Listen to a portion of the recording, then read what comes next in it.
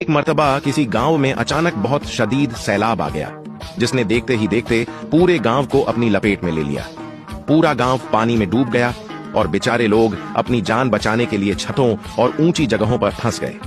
हालात इतने खराब थे कि लोगों को निकालने के लिए हेलीकॉप्टर का इस्तेमाल किया गया और रेस्क्यू ऑपरेशन शुरू हुआ। लेकिन हैरत की बात यह हुई कि जिस गांव की कुल आबादी सिर्फ 150 थी, वहां से रेस्क्यू टीम ने पूरे 500 आदमियों को गिनकर बाहर निकाला।